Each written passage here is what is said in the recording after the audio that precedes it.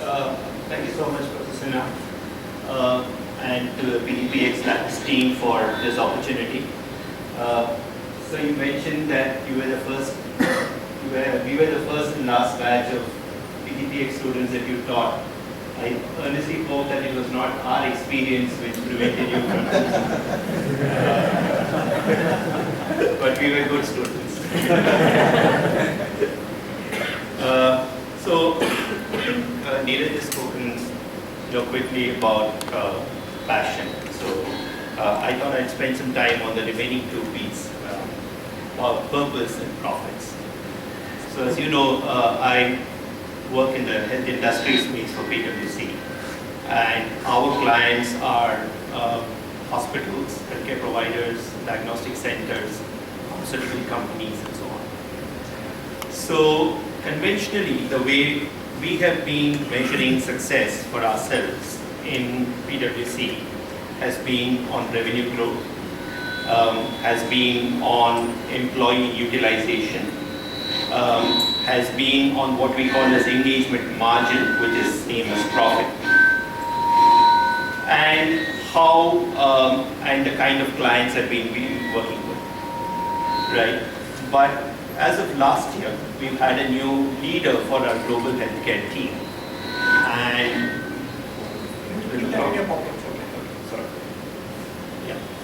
so our new healthcare leader, Patrick Figgis, he represents the UK's healthcare practice. And when he was on a visit to India, he met with us, and the first question he asked us is, what is your sense of purpose? So sense of purpose, and his question, second question was, how do you measure success for yourselves as individuals and as a practice? And then of course we gave our normal measures, etc. We also said, which is quite untrue, that we measure success by how our clients benefit from our work. Honestly speaking, we don't do that, but we say that. But he said that there should be a fresh perspective. How does the work that we do as a firm, how does it impact society? Right? What is the impact on society for the work that we do? And is it improving the healthcare outcomes of the country? Is it improving access to healthcare? Is it improving reducing the disease burden? What is it that we are achieving in terms of our work on the impact of society? And that gave us an entirely new way of looking at our own role in the overall healthcare ecosystem, so to say. Right? Clients come to us with a particular problem. We deal with both public sector as well as private sector clients. So when we go to a public sector client, the success outcomes are more or less clear. But even with a private sector client, how do we, because they are integral to the healthcare delivery apparatus in India, that we should aim to measure ourselves by looking at the impact that our work has on society. We also have, in the last 1 year, it's to be able to walk the talk and not just be a nice conversation, first-time conversation between a head and his team. We also have started now to have instances or examples of the work that we do in different parts of the world on healthcare and the impact that it has in society being reported within the network. Individuals who have been working in such areas being recognized within the network. And this, of course, has had a profound impact on the way we look at ourselves and our roles within society. As many of you are aware, healthcare in India is a sea of inequities. Right? It's got urban-rural divides. It's got male-female divides. It's got caste divides. It's got rich and poor divides. Every possible inequity that you could think of is there in healthcare. So today and therefore the healthcare was largely available only to those who could afford it. But over the last 10 years, right, there has been an attempt to change that. Initially, it was done through non-governmental organizations. Right? non-governmental organizations who work in specific areas, underprivileged areas, tribal areas, etc., and provided healthcare to a small subsegment of the population. The problem was that it was successful in that local environment, but it could not be scaled up, and therefore it remained a local environment. Right. But over the last 7-8 years, in the area of healthcare, we've seen the development of scalable models of low-cost and high-quality healthcare. Right? That paradox or that link between cost of healthcare and the quality of healthcare has been, entrepreneurs are trying to break that link. There are a few examples of successful ventures. There's the Vatsalya Healthcare Group in the south. There is Global Hospitals here, and a few others across the country which are attempting to not just provide high quality healthcare, but also at in a form and at a cost point that makes it accessible to a large number of people. And therefore, they are not just doing good for society, but they are also doing well for themselves while doing good. And I think that transition has been helped to a large extent by efforts from the government. The efforts of the government in trying to create health insurance schemes. Different state governments across the country have had efforts to enhance the health insurance schemes for the individual populations. And these health insurance schemes offer micro-insurance coverage. They offer 30,000 rupees coverage broadly, and then in certain states they go on to offer about 2.5 lakhs worth of coverage. But the idea is that with the growth in healthcare, the social entrepreneurs in healthcare, the availability of funding from the government, it's created, Times of India used this phrase called Udupis of healthcare. Right? As many of you are in Bombay and South India know, Udupi restaurant is a place where you get high quality food at relatively low prices. So there's been this trend for many Udupis of healthcare who tried to transform the entire healthcare. I would say transform. That's a word which, as consultants, we love to use, but it's not transformational yet. It's kind of early stages yet. But that's something which is definitely happening in the works. So the point that I'd like to close with is that passion driven by a sense of purpose and an environment in which you can translate that into profits, right? Because otherwise it remains a hobby. It remains a nice thing to do, and therefore that link is also kind of important. So I close with this, and I think you brought out the importance of purpose and the impact the activity has on society as a whole. And without that being well understood, I don't think a purpose can be scaled up or it can be sustained over a period of time. So that's the basic importance of having the purpose that is socially worthwhile. I'll now request, you're going to use this, I'll move away, Ms. Annie Matthew to make her presentation for 10 minutes. If you are using the collar mic, okay, you are using the hand mic, fine. Just try to avoid being in parallel with the speakers. I have learned that empirically by trying to teach here.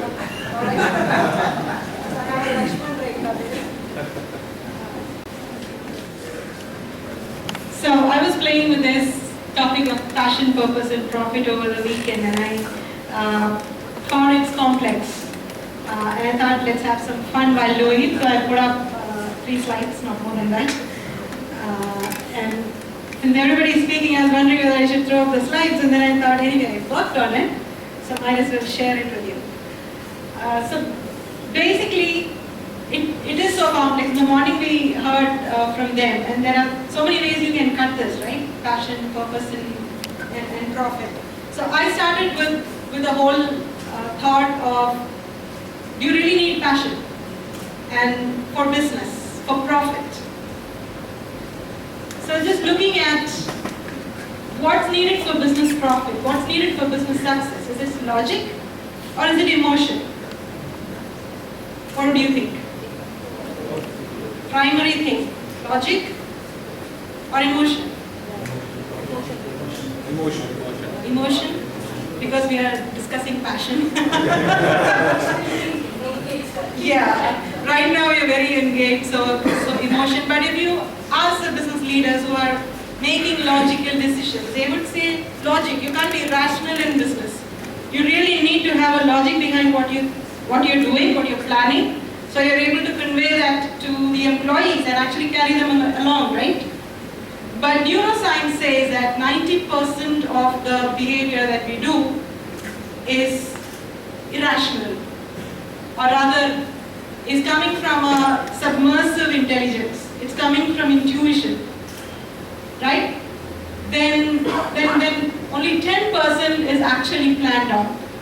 But when you see PowerPoint presentations and when you see great people make these conversations of how did Bill Gates have that success and how did Mark Zuckerberg make this beautiful organization, they'll give you a set of rational reasons and, I went from point A to point B to C to D and now I'm very successful. But actually you're backtracking success and you're trying to relate some of the steps which worked. There may be 10 which didn't work, there may be 2 which worked. But when you tell a story, you're telling the 2-3 things that really track to the success. So the point is when leaders are deciding on courses, left or right, to buy or to make in-house and things like that, many a times it's driven by intuitive thinking, a lot which is submerged from their experience and all that. It's not entirely rational. You might listen to a bunch of guys present and you take a decision, right? And is that decision actually logically laid out? Many a times, no, it's coming from the leader's decision-making capability, relying on intuition and so on. So a lot of what we think is driving profit, is driving success, is actually coming from submersive intelligence or emotions. And hence emotions are very important. Emotions actually are driven by passions, create passions and drive further good results. So I'm looking at this from 3 lenses. One is the organizational lens. And I work with all these 3. I work with a large enterprise, a growth enterprise, which is BlackBerry. I work with a non-profit. I work with Startup Village, which is Kerala's endeavor to drive the startup ecosystem. Also work with the Innovation Society of Andhra Pradesh. So NIDE drives a lot of stuff around Innovation Society. It's no longer a small initiative, but the entire Andhra Pradesh has to be about innovation. I do work with a few startups, mentoring them on the board of 1 or 2 and stuff like that. So when I look at the organizations, passion, purpose and profit, all 3 matter in all these 3. But each of these lead with a different element. If you look at a startup, it leads with passion. You have to be really passionate about an idea to drive it. But you need profit to make that sustainable, right? All the ideas come and gone, and you're not able to sustain it. So you are a one-night star, or you are a big company today, and tomorrow you're not there. So profit is still important there. You look at a growth enterprise. It's all about money, money, money, right? So where are we making the next bag? It's a monthly review, weekly review, quarterly review. You can get so bogged down in reviews that you might forget purpose and passion. It's all about profit.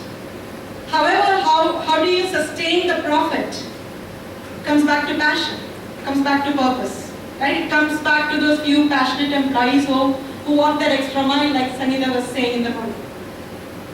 And you look at the non-profit, it's all about the purpose, right? Why am I here? What am I contributing? The larger purpose, and hence you have all these non-profit organizations, social changes, all of that.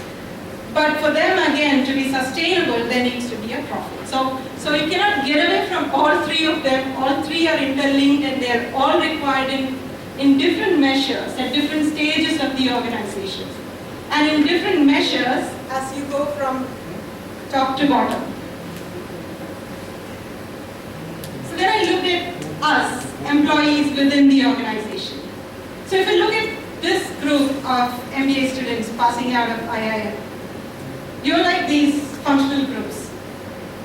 If you take away your individual features, you're pretty much all going through the same courses, you have all the same knowledge, the same exposure, you're coming out like functional groups of excellence, right?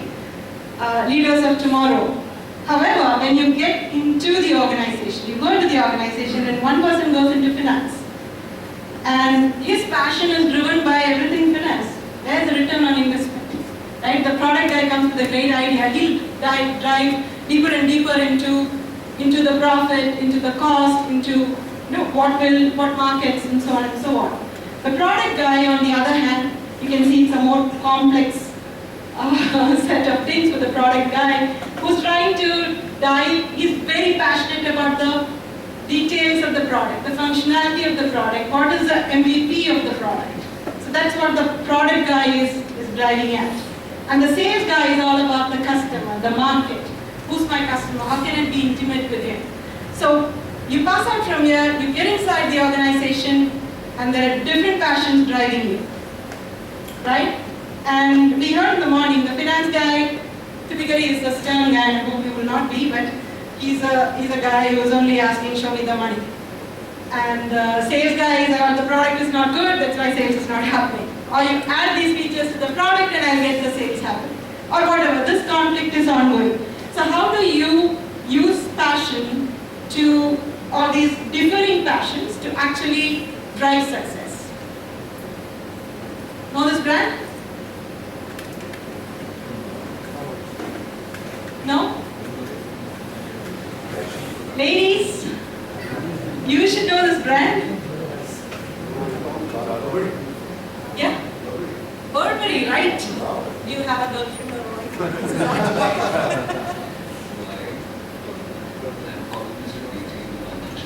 Oh, cool. That's why he knows Burberry. Good that you knew this. So Burberry 8 years back was on the trenches with this trench coat. They were known for the trench coat, but nobody was buying the trench coat. And what they did was actually, so how do you leverage the passions of different teams? It brought together a what if team. It's called What If, and it keeps meeting up. It's from the various functions within the company, bottom to top, all kinds of people.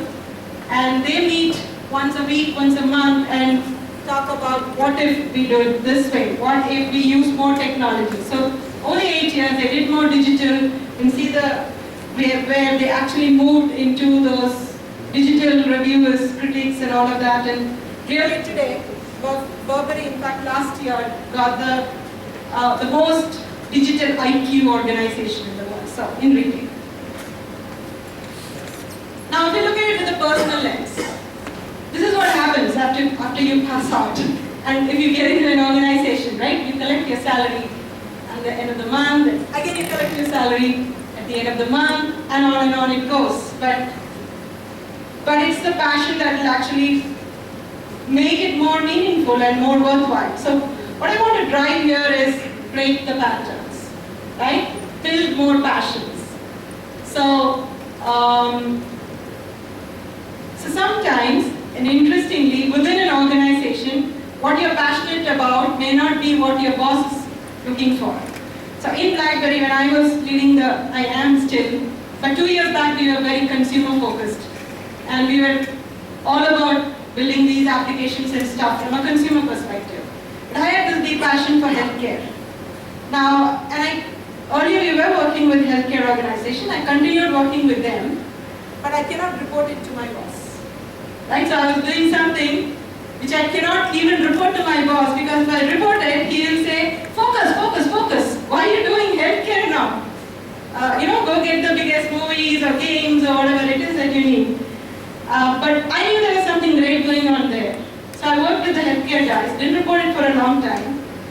What happened to BlackBerry? Moved from consumer to enterprise. Right, refocused on enterprise. And boom, healthcare became a key vertical. All verticals, all industries became key. And suddenly, everybody is trying to go and meet up with healthcare organizations and get things going, but here I was. I said, here's a list of applications we have in healthcare, let's get going. So sometimes these passions, it's complex within an organization, right? You may have to do things that make sense to you.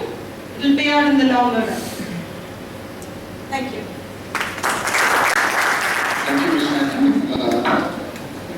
This is a new perspective in the sense that very often we tend to think about, when we have this juxtaposition of a sequence of words, that to think of it as linear, that there is a passion that drives you into having a purpose, you translate that passion into a purpose, and that purpose must be something that aligns with your business objectives, there must be some return, otherwise from a business perspective it's not worthwhile, it's not like a hobby of stamp collecting or something. But I think what Ms. Matthew did was she put in the fact that it can be broken up, you can structure it and combine it and recombine it in whichever way you like. It's more like a Picasso painting rather than a photograph of a still life, right? Or a sequence of sort of things you see in a particular movie, a sequence of frames that develop to a particular action.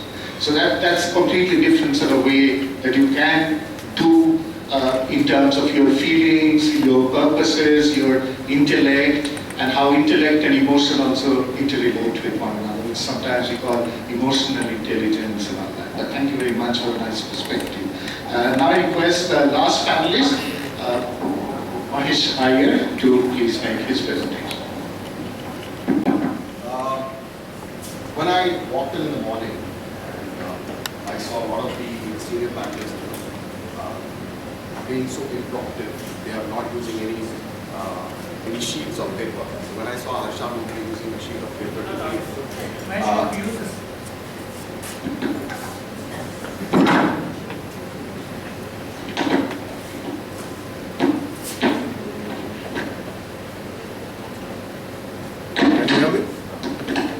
can you hear me? Yeah. So when Harsha Bhogale used that piece of paper, I was very happy. I said, now I can copy Harsha Bhogale. Even if I use a sheet of paper, you guys will say, okay, it's prepared. So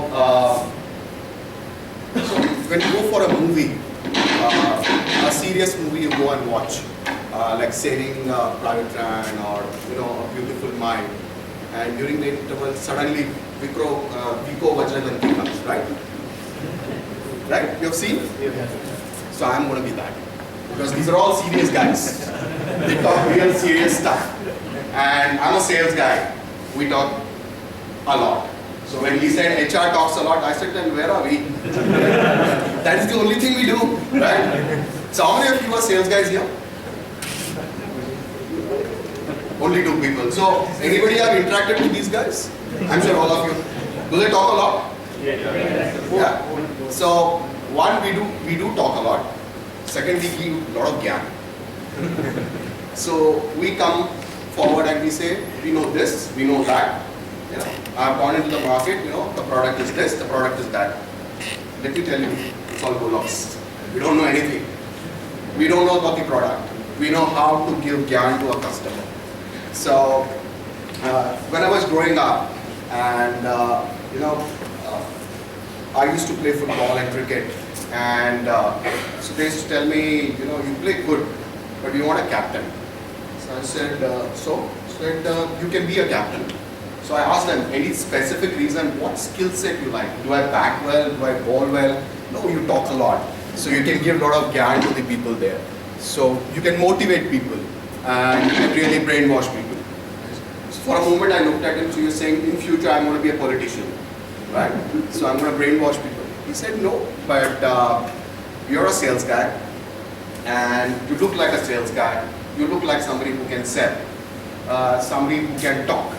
So over a period when when I finished my graduation, and I realized that there's something which I really do well, is I can talk, which I've been doing for the last 5 minutes, right? So you've been hearing I can talk. So that's my passion. Then I realized over a period of time that that's not my passion. My passion is people. So somebody asked me a question during an interview, early days of my career. So what do you do well? I said, I engage with people really well. I talk to people really well. He says, those things are right. Can you sell something? I So luckily that time I had a lot of hair. So when he asked me, can you sell this comb? So unfortunately the guy who was giving me the comb didn't have hair at that time. So it was very early part of my career. So I was able to sell him that comb. Don't ask me how, because it's going to be too much dirty secrets which I'm going to be revealing. So I will stay there. But yes, the passion to sell. Now, will that be enough for me to go and become a good sales guy? I don't think so. I need to engage with people really well. So people engagement is required. So when I walk into to a customer, it's very important that I engage with him really well. Now, anybody of you from IT? A lot of you are from IT, right? So hardcore IT guys, right? Brainy guys, very, very hardcore. I mean, they'll only talk about Java, C++, and when you have a conversation, so whenever there are 3 IT guys standing, having a conversation, I go and stand there. So I'll be looking at their face one by one, and they'll be so intense. So once one of the incident happened, we had gone to a customer, and we were trying to sell something. And I told this guy, please remember, you talk only truth, don't talk anything else. So he looked at me and he said, yes, I talk only truth. So I said, but talk very less. I told him, talk very less. So he said, why are you asking me to talk very less? So we went during the meeting. He spoke very less. He spoke only about words, jargons, those technical jargons, which I never failed to understand. Then after 5 minutes, the conversation started with me. I had no clue what I was selling. But I went and sold. Because, I know I should not boast about it, but when we don't know everything, we try to create a full big picture in front of them. It's the big picture which we are giving to the customer. Now, why we are giving a big picture to the customer? Because end of the day, the money, the revenue comes from there, correct?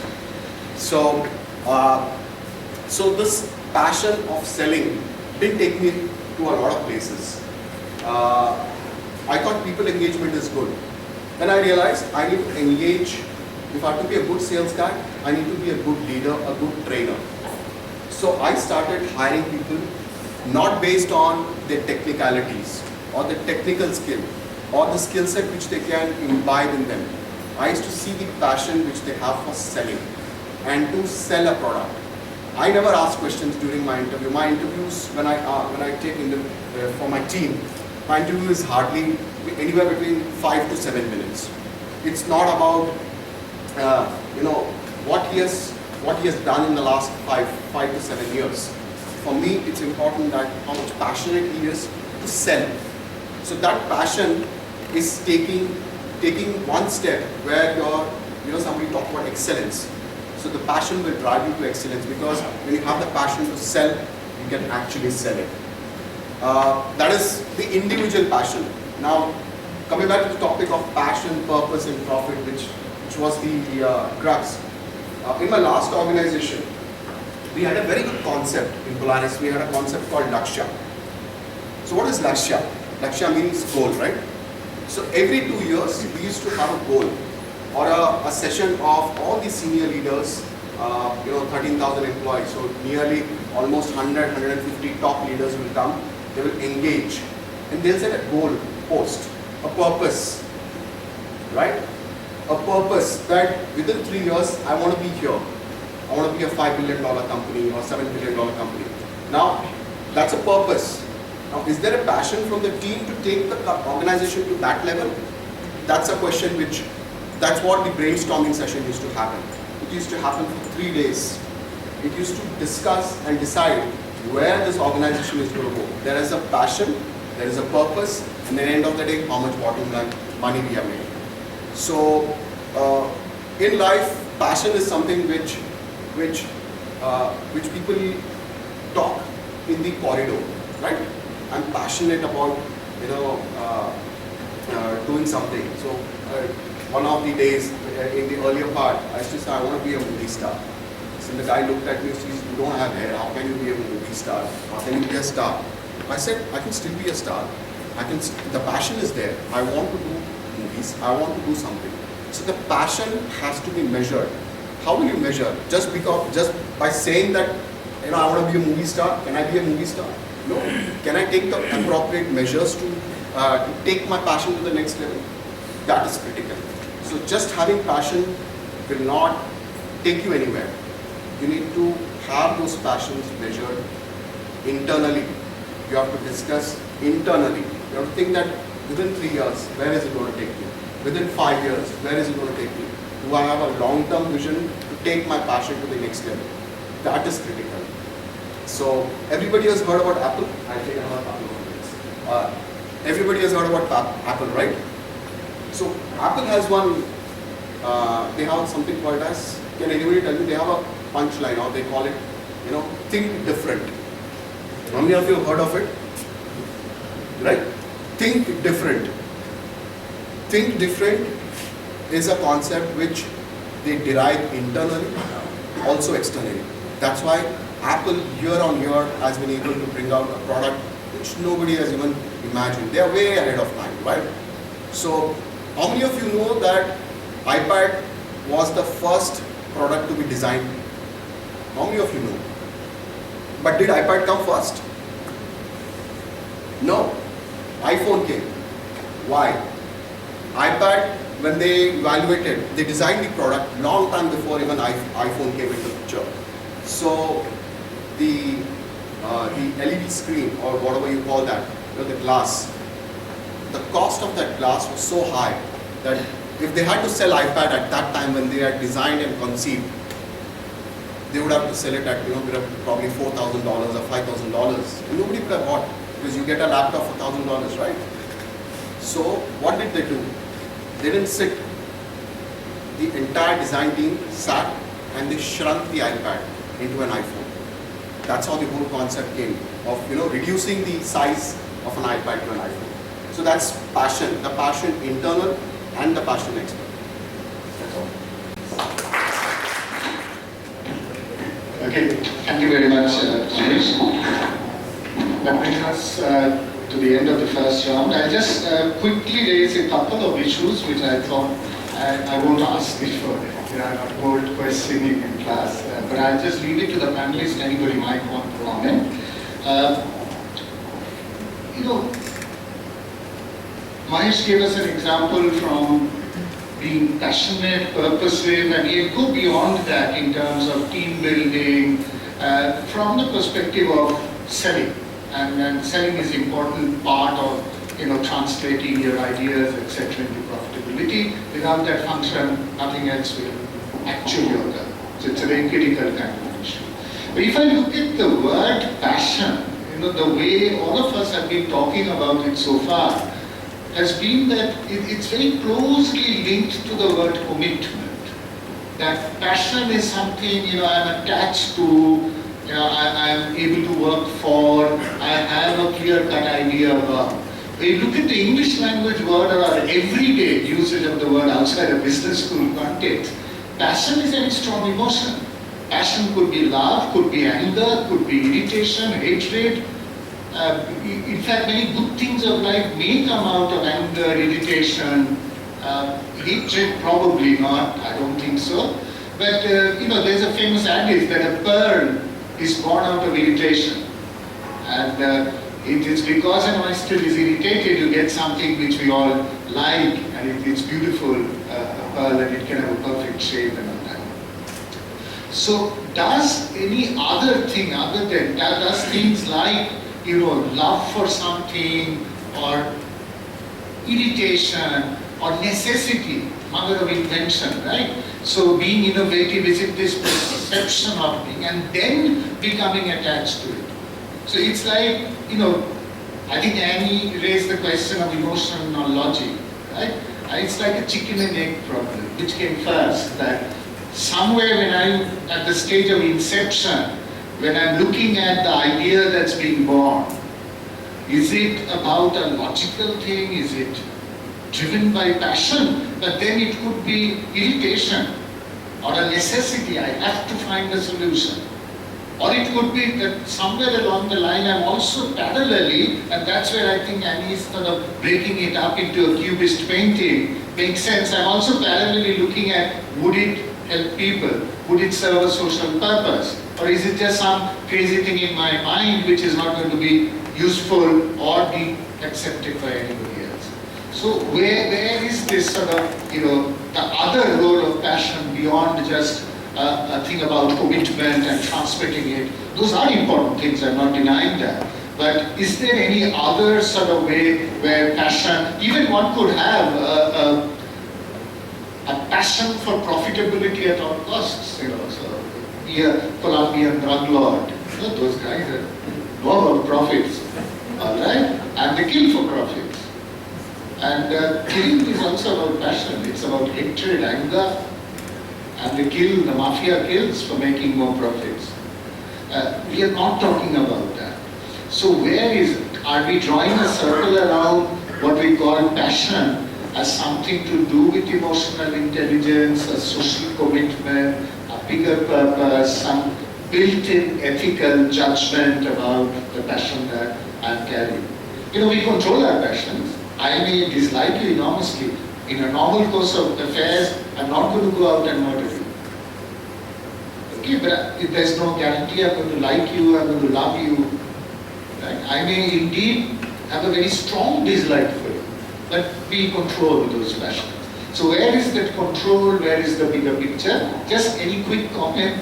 It's something that was bothering me at breakfast. I was trying to think of that where exactly what kind of passion, because we think of passion in so many different ways.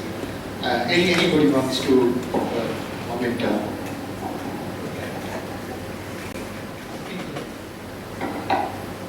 So the point which you brought about is about commitment and passion. So one thought which crosses my mind very often is there could be situations and there are circumstances in personal and professional life where you may not be passionate about something all the time. I mean, you cannot be a high energy, passionate, driven, walking that extra mile kind of person. But there's a commitment. Commitment with a sense of purpose. Commitment because there's a livelihood. Commitment because that's how the society has designed you, or that's how the phenotype is. For example, there are personal things that you do. There are personal commitments that you would meet. You may not be passionate all the time, but there's a purpose around it. It may not be profit. It may be a recognition, a sense of duty. You could also drive the entire thing around this. And that also extends to professional life. There are things that you do because you are committed as a professional, because your livelihood comes out of it, because you owe something to your manager or to the organization. But over a period of time, it may translate into passion, or it may not at all. Yeah. So that's the point I thought I probably wanted to make based on what you just said. Okay, so I just wanted to say that passion is that enhanced emotion born out of all of that. Love, hate, anger, all of that can create passions. The opposite, I would think, is apathy, where you're not feeling anything. As long as you're feeling something, so Swachh Bharat, we hate the dirtiness in the country, and hence was born a passion for cleanliness. So I think passion has the two sides to the same coin, which is a positive and negative. It can be either way. But if you don't feel anything at all about a topic or an issue, that's the problem.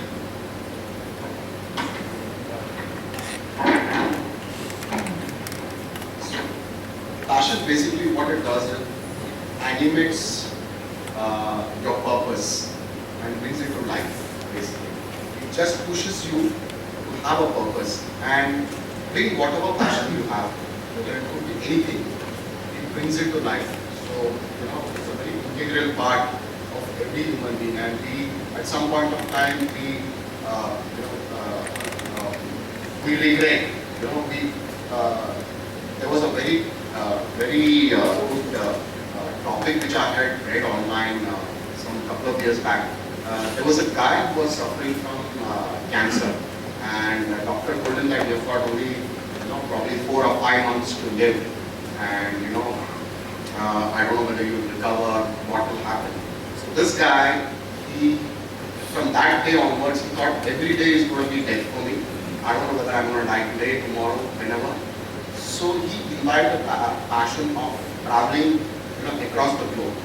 So, he gave this speech after a couple of years, after this was detected, and the doctors told him that you have cancer.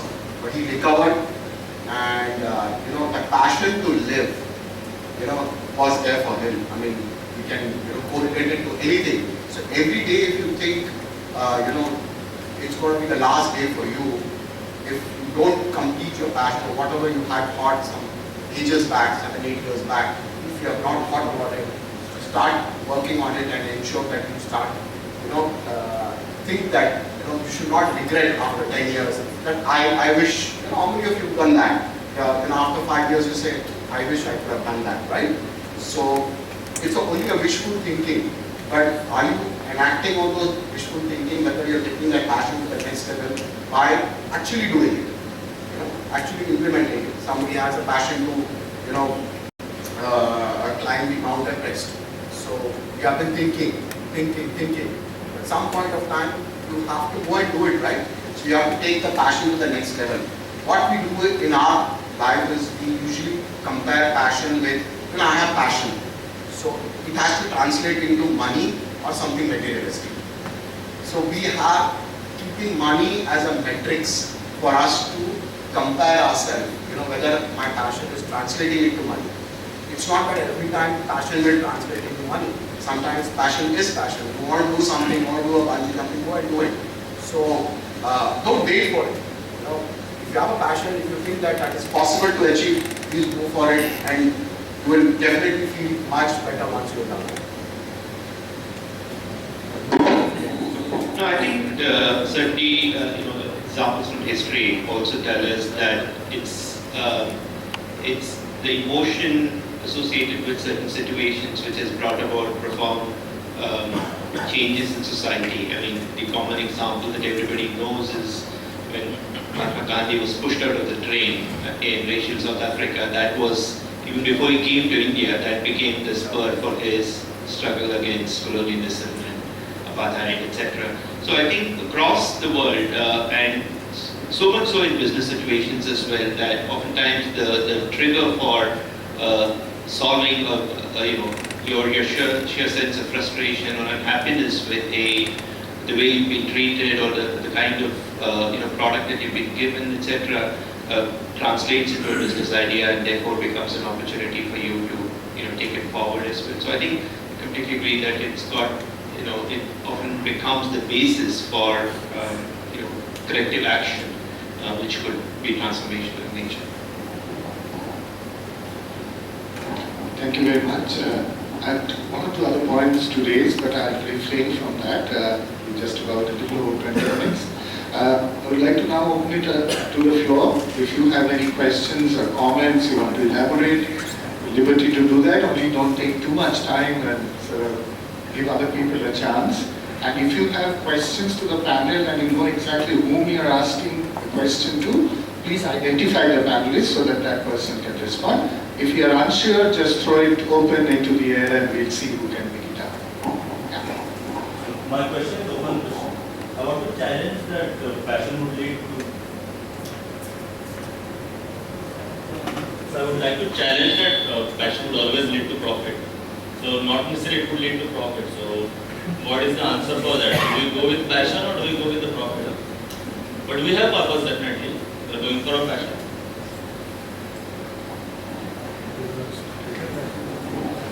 What gives you more satisfaction?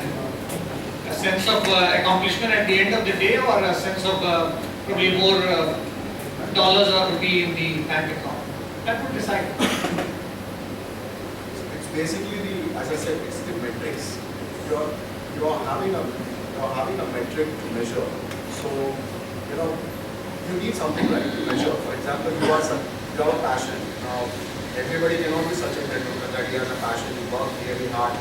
Talent is there. He really worked hard, and at the end of the day, he became successful. So there has to be a metric. So somebody measures a success by somebody has done really well. He has earned millions of dollars. somebody measures success with, for example, boxers, Mary Kom. She didn't earn that much money, as they say. Even they say Priyanka Chopra earned more money enacting us than she ever earned in her life. So, but she had a passion for boxing. So she did that. So whatever she earned, she was never like, I don't think she has ever gone and measured that I wish I could have earned this much. But my passion is boxing. I will go ahead and box. I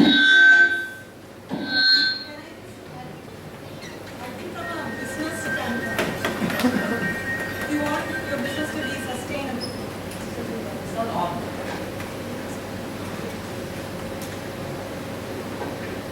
If you want your business to be sustainable, if you're talking about business and fashion, then profit matters, right? I was trying to make that point earlier that otherwise it's a fly-by-night company. You're here today, you're very passionate about that, you did some service, not scalable, not sustainable because you don't have the money.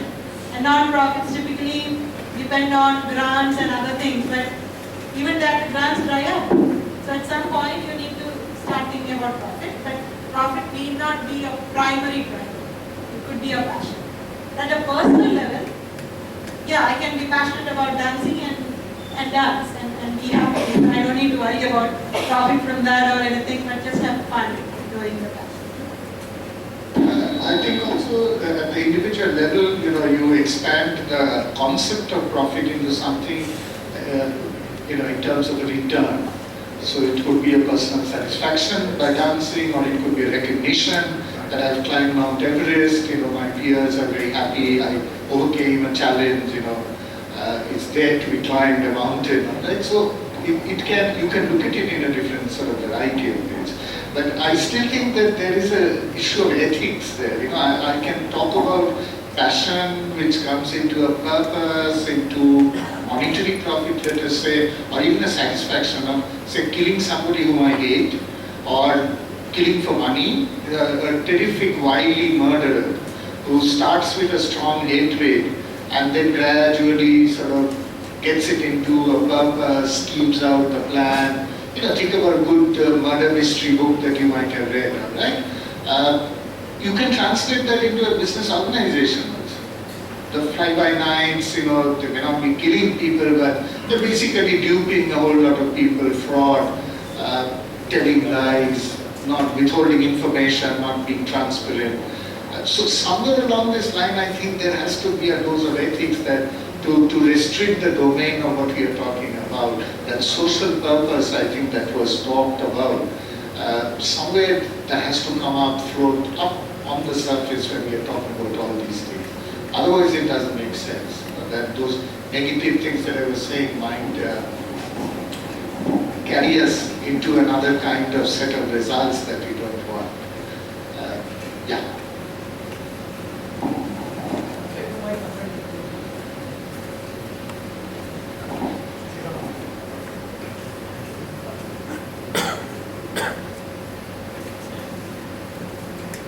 Hello.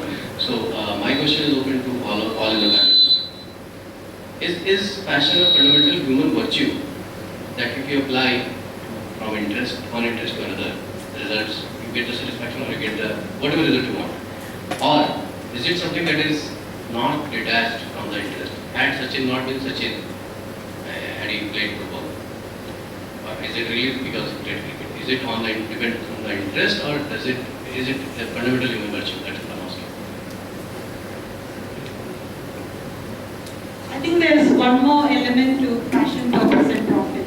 You have to be good at it, right? The talent. And it is that small piece where all of this comes together, overlap together, and that is where you actually start to see returns, profit or whatever. So that's just my view to your. Just probably to my mind, it's a fundamental human virtue, but it may not apply in all the field that will work. Yeah. It's a source of energy, it's a source of drive, purpose, direction, but may not apply in everything that you do. It may be selective and so on. passion could be anything that challenges you. Challenges you, motivates you to move towards that. It might be good, it might be bad, but at least you have that urge to do something. You might be a good football player, but you want to play cricket. That's not possible because there is some miss. You might play up to a certain level. After that, you might not reach the every top. If you are saying that I have a passion, I want to play once, that's it. That is okay. If that is the case, then it's a different ball game altogether. But passion is something which actually stimulates you. It really motivates you towards your goal, the end goal, or the final pedestal which we want to achieve. Anything that reaching heights, reaching success, getting fame, earning money. So end of the day, it stimulates you. So passion needs, also it challenges you. It's very important that a passion should challenge you. You cannot have, of course, in reality you can have passions of doing whatever. I watch MasterChef, so I want to be a cook. So is that my passion? I want to be a cook, but when I see those things online, when I see it on television, the way they are fighting, the way they are cooking, it stimulates me. Probably, I should be part of a challenge. So that means anything which is a challenge, anything where there is a competition, maybe that stimulates me. So that would be There my is certain passion. degree of dependence we agree. If I may add in terms of what you asked, I think you talked about feelings, from feelings, emotions being something intrinsic, germane to human activity, human being. I agree with you. You can't have a person completely devoid of feelings. But emotion and passion that we are talking about is you have a gamut of emotions, and from there you are looking at passion, where certain emotion or emotions are heightened or enhanced, as she's calling it. But then in those cases, it may be, and there is a debate about this, linked to self-interest. That heightening of the passions, you love somebody, there is a self-interest that you want to be closer to that person, right? You hate somebody, you want to be far away from that person. You're angry, you want to get sort of revenge, so you're angered by something. So you can have self-preservation, self-interest, all those coming up. You may or may not have complete altruism, but altruism or concern for others in a selfless act is not an impossibility, I would say. Sometimes in economics and business, we always reduce everything into rational, self-interested activity. But I think you can have something beyond that. In fact, I'll just quickly mention, in the economics literature, which I'm familiar with, there's a lot of talk of ethics, etc. And people try to find out whether there was perfect, ideal altruism possible at all. Is there something completely selfless, an act, yet which is common enough that we can relate to? All right? And there were papers written, and most people talked about blood donation.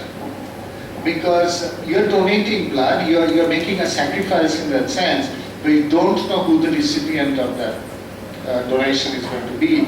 You are giving it to an anonymous beneficiary, which very often we don't want to. Beneficiaries always want to know, donations where the donor wants to know where the benefits are coming from. So I think self-interest is important, but it's not always associated with feelings. So in the interest of time, we would like just the last question. So I have this question for the panel. When we talk about passion, we have talked that it exists within an individual, right? So in an organization, like you get a lot of individuals, how do you induce passion? Can it be induced? Can it be created? That was the question. So I gave you an example of earlier on Zappos, right? So the organization itself, the entire organization's feel and passion is to serve the customer. So their punchline is wow, right? They want to wow. They want to wow the customers. Now, people, when they hire anybody, of course they have a way to judge a person's, various quotients. So they have, there are 5 quotients which they look at. I only remember humble now, but there are some 5 quotients through which they identify whether the person is passionate enough to work with Zappos. So, of course, it can be induced, but when you hire somebody, you identify that that person is the right fit for you. For example, for us in Monster, we are a sales organization, pure sales organization. We don't do anything else. We only sell. So when we hire, we don't look at, the person has got, what qualification, basically he needs to be a graduate, but we don't look at whether he has, the technicalities to take care of it. That we will take care. Those technical things we will ensure that it comes. But the drive and passion to sell is something which we look at. So when we hire somebody, automatically we ensure that that is taken care of. Whether it is 100% possible, I don't think so. We are not living in a perfect world, right? So that's not possible. So there will be 90% who will still, who are very passionate about sales. The remaining 10% will still come to earn that money, earn that extra bucks, and the moment they find another job, they might hop. So that's always a possibility. But you can't have 100%. But yes, there is a possibility that 70 to 80% you can drive that passion when you hire right. Just adding to that, you asked whether can organizations have passion, and I must say that it is organizations must have passion, because when you go in as an employee and you have these great ideas, and you can end up saying that, okay, I had this great idea, the company didn't do it, so we didn't do well. But it's your responsibility to be passionate about that idea enough, create the right business case, and influence people. So when we work within organizations, influence is the biggest thing. And how do you get influence? How do you drive your vision and all that is built on influence, and the ability to influence to a large extent. You can be logical and drive it, but it takes it to yet another level with passion. So if an organization wants to go from good to great and great to excellent, passion is interest. In the name of passion, just one last question, bonus question. Thank you. I have a question related to Mahesh. He was telling in his speech that regarding sales, okay, you told that regarding sales, product sales, okay, you told that you probably need not know about the product details or say in detail to sell the product to the customer. Rather, you specified about the passion you should have and the human interaction. I do believe the human interaction is pretty much necessary. And for me, say for example, if I love a girl, if I am passionate about her, it's a completely separate thing, okay? But regarding product sales, I believe both of them should go hand in hand. If I miss any part of the speech, I really feel sorry for that one, but that is my question. Do I require both of them hand in hand, or it can go, passion or what trumps the product specification? So when I said you don't need to know product knowledge, what happens is generally when a sales guy goes, 50 to 60% of the time he knows the product. He wants to go and sell the product. He has the passion to sell the product. But will only product knowledge help? I can be I can go walk up to a customer and I explain him just like a robot. Mrs. Talwar said that robots will be the future. So can robots sell a product? No, they cannot. You need a human angle. You need passion. So of course, product knowledge is critical. I said it on a lighter note. Yes, you need product knowledge, but yes, sometimes what happens is we as a sales guy, we go and overcome it. We exaggerate, right? Most of the sales guys. So since the crowd has got only two sales guys, so when a sales guy goes to a customer and tries to pitch his product, most of the time he either oversells a product or overcommits to a customer.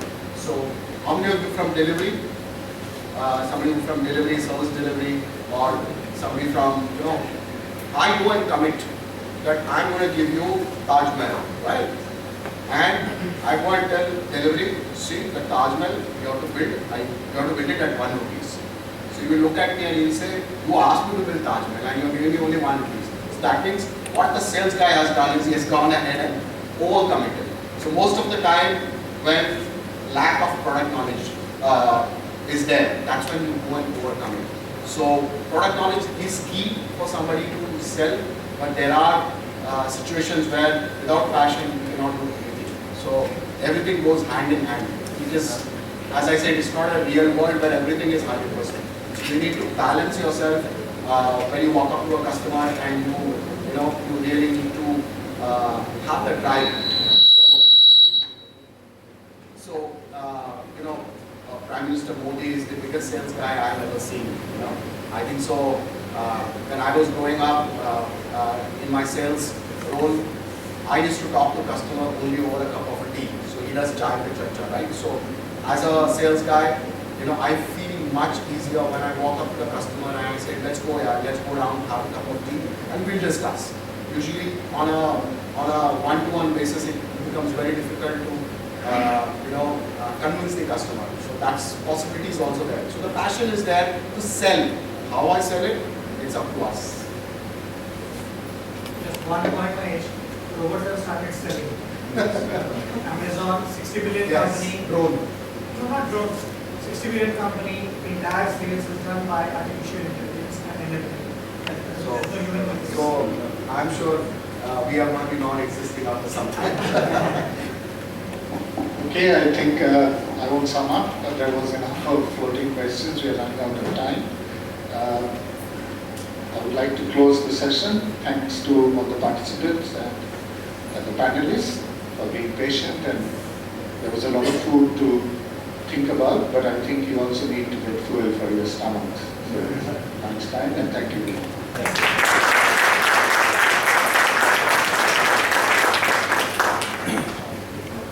Thank you all for being here. Thank you, sir, for moderating the session. Now, I just want to brief you on the events onwards. And I also want to thank some of the students who are here from the Army Management School. Thank you for sparing your time. I hope the session was useful to all of you. And especially we would like to thank our chairman, our director, as well as the PGPEX office, without the support of whom this event would definitely not have been possible. Now, please join us for lunch at the Tata Hall. After that, at 3:30 we have another session. It's going to be for the alums and the PGPEX batch of 2016. Absolutely a fun-filled session. So we hope to see you all back. And followed by a play in the auditorium, which is going to start at about 7:15. Then dinner at NDC, and again a JBS, our in-house rock band performance outside the auditorium. So there are a lot of things lined up for all of us. So let's just get further immersed in the magic of Lattes. Thank you guys.